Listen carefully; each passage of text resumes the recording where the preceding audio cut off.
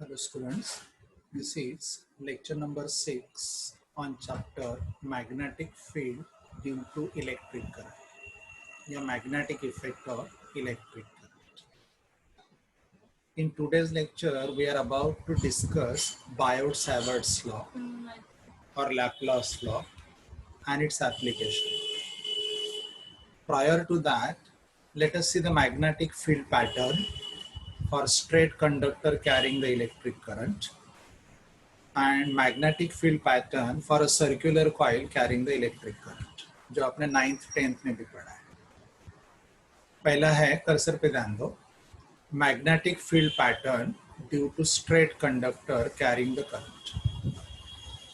Diagram में देखो, ये straight conductor है.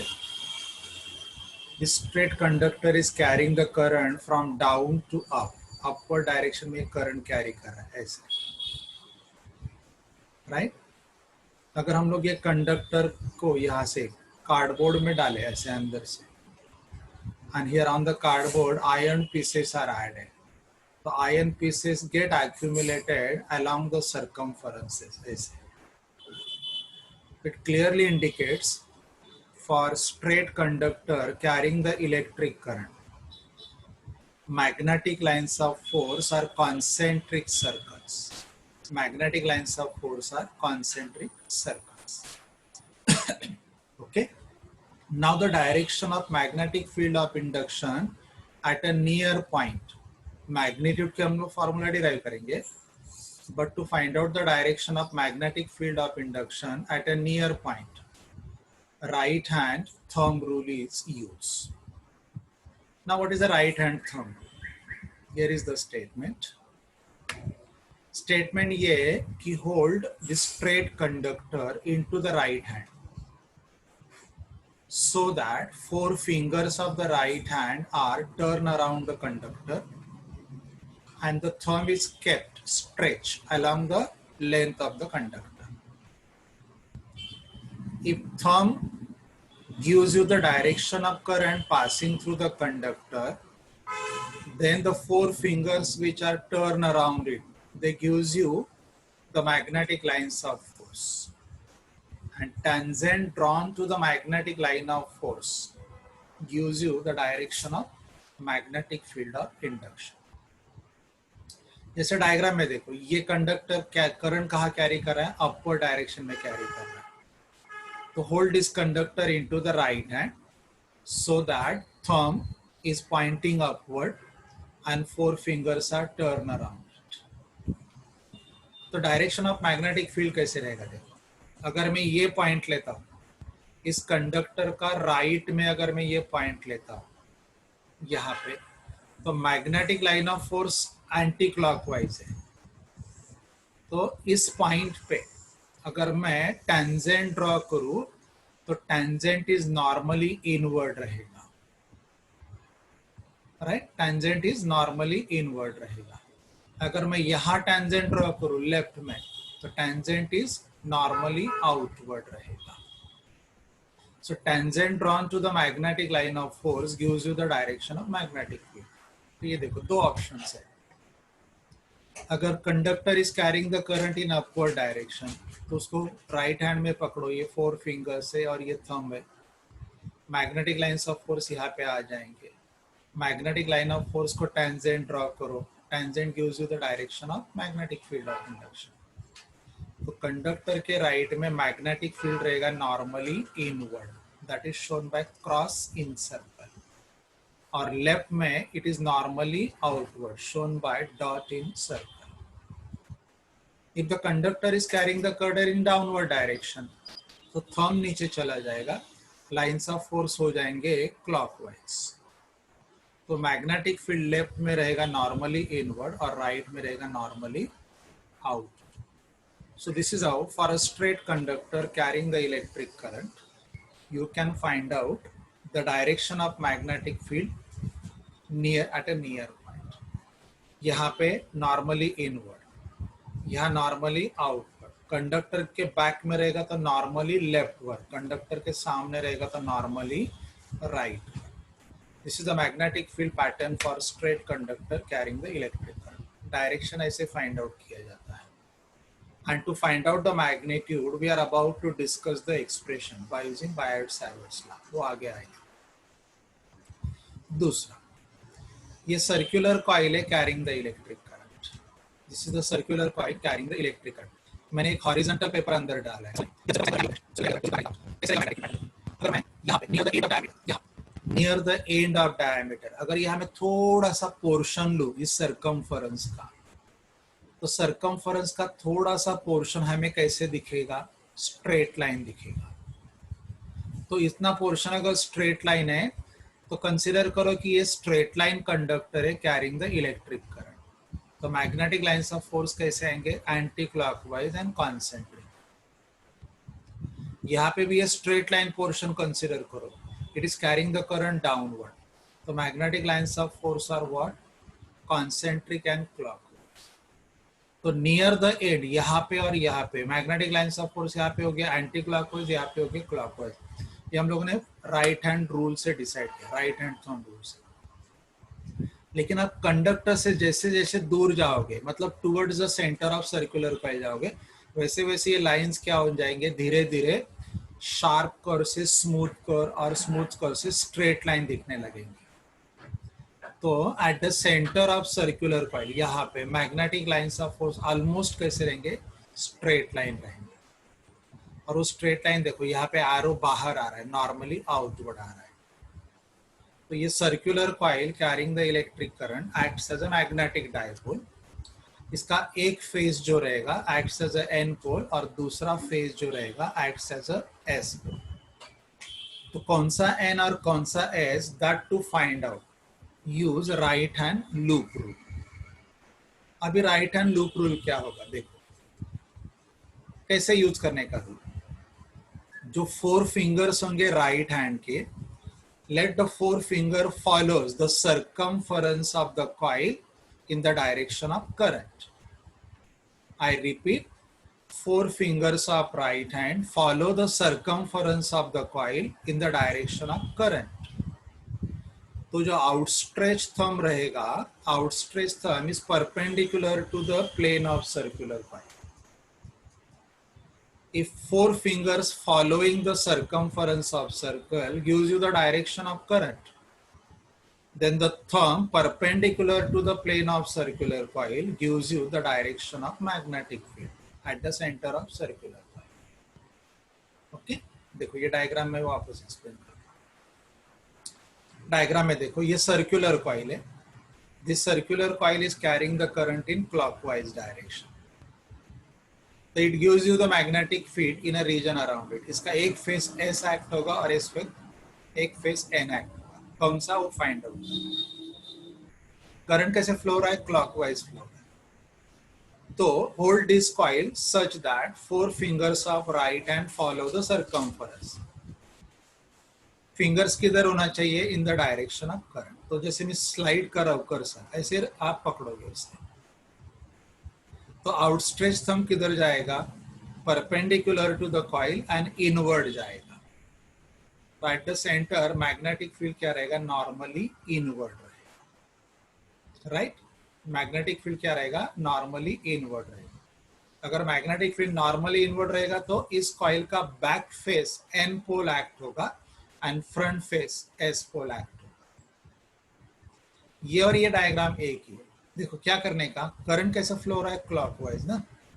तो 2 अपोजिट प्लेसेस पे एरो ड्रॉ करो क्लॉकवाइज. इस एरो का स्टार्टिंग पॉइंट पकड़ो और इस एरो का स्टार्टिंग पॉइंट पकड़ो और ज्वाइन करो.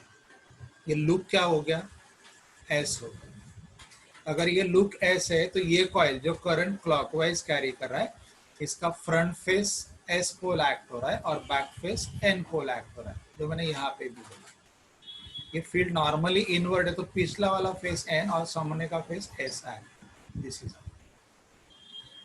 यहाँ पे देखो ये कॉइल जो है it is carrying the current in anti clockwise direction. तो let 4 fingers of the right hand follow the circumference in anti clockwise direction. तो जो थंब है इट इज नॉर्मली आउटवर्ड. अगर थंब नॉर्मली आउटवर्ड रहेगा तो what is the direction of magnetic field at the centre of circular coil? Is normally outward. यानी front face N pole act होगा तो back face S pole act होगा। देखो दूसरा look में समझाता हूँ। ये एंटी क्लॉकवाइज करेंगे, दो जगह एरो ड्रॉ करो अपोजिट एंड्स पे। इस एरो का स्टार्ट पकड़ो और इस एरो का स्टार्ट पकड़ो, ज्वाइन कर दो। तो सामने का फेस क्या दिख रहा है, एन पोल। देखो ये एन पोल है और बैक फेस क्या दिख रहा है, S pole. Right, so this is how you can decide the direction of magnetic field of induction at the center of circular coil carrying the electric current। बहुत आसान होता है दो अपोजिट जगह एरो ड्रॉ करने का। दोनों एरो का डिस्टेंस थोड़ा पीछे जाके एक पॉइंट और इसका थोड़ा पीछे जाके एक पॉइंट ज्वाइन कर लेने का। देखो एरो का पीछे का एक पॉइंट, इसका पीछे का एक पॉइंट और ज्वाइन कर दो, तो जो लुक आएगा वो सामने का फेस होगा। तो एस दिख रहा है तो सामने का फेस एस, बैक फेस हो गया एल। तो इसका मैग्नेटिक फील्ड नॉर्मली इनवर्ड रहेगा, क्योंकि मैग्नेटिक डाइपोल मोमेंट हमेशा एस से एन की तरफ होता है। तो मैग्नेटिक डाइपोल मोमेंट यहाँ पे कैसे रहेगा, फ्रॉम आउट टू इन रहेगा। यहाँ पे एरो का स्टार्ट पकड़ो, एरो का स्टार्ट पकड़ो, तो सामने का फेस एन दिख रहा है तो बैक फेस क्या रहेगा, एस रहेगा। तो यहाँ dipole moment from in to out रहेगा, यानी magnetic field is what, normally out. तो both are there, they are not there in syllabus now, but without that आप अगला टॉपिक पढ़ ही नहीं सकते। तो ये प्रॉपरली प्रिपेयर करें। Biot law, Savart's law syllabus में है, ये लॉज भी प्रिपेयर करो। Now, no one will ask you these laws or rules in an exam, but you need them. Now, what is Biot-Savart's law? Biot-Savart's law is what? Analogous to Coulomb's law in electrostatics. जैसे electrostatics में we can find out the Coulomb's force, intensity of electric field due to the charge. Analogous to that, in this chapter you can find out the magnetic field of induction due to conductor carrying the electric current. तो diagram में देखो, ये x Y, ये एक irregular shape conductor है। It's y end is connected to negative terminal of the battery and x end is connected to positive terminal of the battery। ये जो part है बैटरी वाला आपने नहीं दिखाया तो भी चलेगा, मैंने अंडरस्टैंडिंग के लिए रखा है। तो here current is flowing through the conductor from x towards the y। ठीक है, मैंने एक कंडक्टर का स्मॉल एलिमेंट लिया A B. Though this conductor appears curved to us, अगर मुझे कर्व दिख भी रहा है तो भी मैंने अगर उसका स्मॉल पोर्शन लिया, small portion of the conductor of any arbitrary shape appear straight line to us, तो A B a straight line portion मुझे दिख रहा है। इसे मैं बोलेगा लेंथ एलिमेंट, क्योंकि ये लेंथ का पार्ट, सेगमेंट है length element. What is the current passing through it is I, तो I into DL, इसको मैं बोलेगा करंट एलिमेंट। ध्यान रहे मैंने लेंथ ए बी को बोला लेंथ एलिमेंट, अगर उसमें से करंट फ्लो रहा है तो करंट एलिमेंट कितना हो जाएगा, करंट एलिमेंट कितना हो जाएगा, I DL। जैसे मैं इलेक्ट्रोस्टैटिक्स में अगर DS लिया तो बोलता था एरिया एलिमेंट, बरोबर है, और सिग्मा डीएस लिए तो हम लोग सरफेस एरिया एलिमेंट बोलते थे। वैसे ये है। अभी ये ओ इसका मिड पॉइंट, ये करंट इस डायरेक्शन में कैरी कर रहा है। एक्चुअली करंट ऐसे ड्रॉ कर रहा है, ऐसे जा रहा है करंट। अगर मैं इसका एलिमेंट लूँ तो डायरेक्शन ऑफ करंट मैं ऐसे ही दिखा सकता हूँ। क्लियर? ओके। तो अगर मैं ये एलिमेंट राइट हैंड में पकड़ू, so that thumb follows the current and 4 fingers are turn around, तो दिस एलिमेंट का ये साइड में मैग्नेटिक फील्ड ऑफ इंडक्शन रहेगा नॉर्मली इनवर्ड, और इस साइड में रहेगा magnetic field of induction normally outward. मैंने एक पॉइंट ऑफ ऑब्जर्वेशन लिया P। At this point we are finding the magnetic field of induction due to this element. तो point P कहाँ प्रेजेंट है, इस करंट एलिमेंट का राइट साइड में। तो यहाँ मैग्नेटिक फील्ड ऑफ इंडक्शन कहाँ पे रहेगा, नॉर्मली इनवर्ड रहेगा। तो मैं ये दिखा सकता हूँ नॉर्मली इनवर्ड। क्या करने का, या सर क्रॉस ड्रॉ करो और क्रॉस को सर्कल में ऐड कर दो, ऐसे दिखा सकते हैं। ये वाला ये सिंबल आप यहाँ पे ऐड कर सकते हैं। जब आप प्रिपेयर करोगे तो ये सिंबल यहाँ ऐड करो। ये एलिमेंट कितना दूर है, r डिस्टेंस पे है। तो let at point P magnetic field of induction, इसका डायरेक्शन तो मैंने बोल दिया नॉर्मली इनवर्ड, अभी magnetic. Let magnetic field of induction at point P due to the current element IDL is dB. It is dB. Small element है तो magnetic field of induction भी sample लेता हूँ. So according to Biot-Savart's या according to Laplace, what is the magnitude of magnetic field of induction at point P is directly proportional to current passing through the conducting wire I. dB is directly proportional to I. That magnetic field of induction is directly proportional to the length element dl. It is directly proportional to sine of angle between the current element I dl and the segment joining the midpoint of length element and point of observation, यानी sin theta, and inversely proportional to square of the distance between midpoint of length element and point of observation, यानी r. So according to Biot-Savart's law,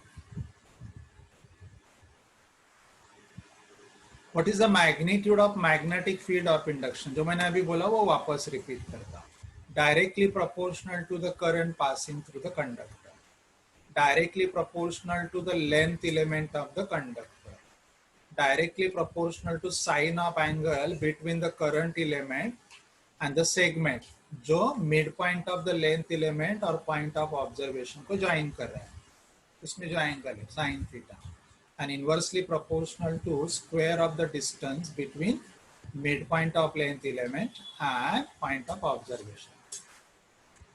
मतलब directly proportional to I, directly proportional to dl, directly proportional to sin theta, and inversely proportional to r square. ये Biot-Savart's law का collective statement ये है. तो let me write it mathematically. मैंने mathematically लिखा, dB is directly proportional to I dl sin theta upon r square. या मैंने constant of proportionality introduce किया, k. So dB is equal to constant I dl sin theta upon r square. The constant of proportionality ये जो k है, it depends on, ये arbitrary constant. तो जैसे electrostatics में arbitrary constant किस पे डिपेंड करता था? Nature of medium into which charges are introduced and system used for the measurement of physical quantities. वैसे यहाँ पे ये जो कांस्टेंट है ये डिपेंड करता है nature of medium into which conductor is carrying the electric current and system used for the measurement of physical quantity in free space या वैक्यूम. ये जो कांस्टेंट है ये रहता है μ0/4 pi and it is nothing but 10⁻⁷ weber per ampere. Regarding permeability हम लोगों ने मैग्नेटिज्म चैप्टर में पढ़ा है, तो अभी वापस डिस्कस करने की जरूरत नहीं. ये कांस्टेंट मैंने यहाँ इंट्रोड्यूस किया, तो ये सबसे इंपॉर्टेंट फॉर्मूला ये सैंपल के लिए. अगर मुझे total magnetic field of induction चाहिए तो मैं इस dB का या तो इंटीग्रेशन लेगा या इस dB का मैं समेशन लेगा, क्योंकि लेंथ एलिमेंट या करंट एलिमेंट अगर डिस्क्रीट रहेंगे तो total B can be found by the summation of individual samples. और अगर लेंथ एलिमेंट किसी का कंटिन्यूअस पोर्शन है तो हम लोग इंटीग्रेशन से भी कर सकते हैं. ये आपको टाइम टू टाइम समझ में आ जाएगा while discussing the applications. Vector form में कैसे लिखो? देखो मैंने यहाँ डायरेक्शन ऐड कर दिया, तो मैंने यहाँ एक यूनिट वेक्टर ऐड कर दिया. Basically, any vector is what? Product of magnitude and direction. So direction can be represented by the unit vector. Yeah, unit vector. So dB is equal to ये. और unit vector आप कैसे लिखोगे? Vector upon its magnitude. ऐसे लिखा जाता है. Vector upon its magnitude. Clear? तो ये आ गया. तो फिर ये r क्यूब कर सकते हैं. ये वेक्टर फॉर्म. क्लियर? इसके स्पेशल केसेस क्या देंगे? अगर पॉइंट ऑफ ऑब्जर्वेशन उसी स्ट्रेट कंडक्टर पे रहेगा तो एंगल या तो 0 रहेगा या तो 180 डिग्री रहेगा। अगर जिस डायरेक्शन में करंट फ्लो रहा है उस डायरेक्शन में अगर पॉइंट ऑफ ऑब्जर्वेशन आगे है तो एंगल 0 रहेगा, अगर पीछे रहेगा तो 180 डिग्री रहेगा। तो at that point magnitude of magnetic field of induction will be 0। यानी एट पॉइंट ऑफ ऑब्जर्वेशन अगर कंडक्टर पे ही है तो मैग्नेटिक फील्ड ऑफ इंडक्शन कितना रहता है? 0 रहता है। अगर angle between conductor carrying the current and point of observation को ज्वाइन करने वाला सेगमेंट दोनों में 90 डिग्री रहेगा, तो थीटा अगर 90 डिग्री रहेगा तो साइन 90 हो गया 1, तो मैग्नेटिक फील्ड का वैल्यू नॉन जीरो रहेगा और मैक्सिमम रहेगा। Okay, now in the next lecture we will discuss the applications of Biot-Savart's law. 3 applications are there. We will discuss one by one with the lectures. Thank you.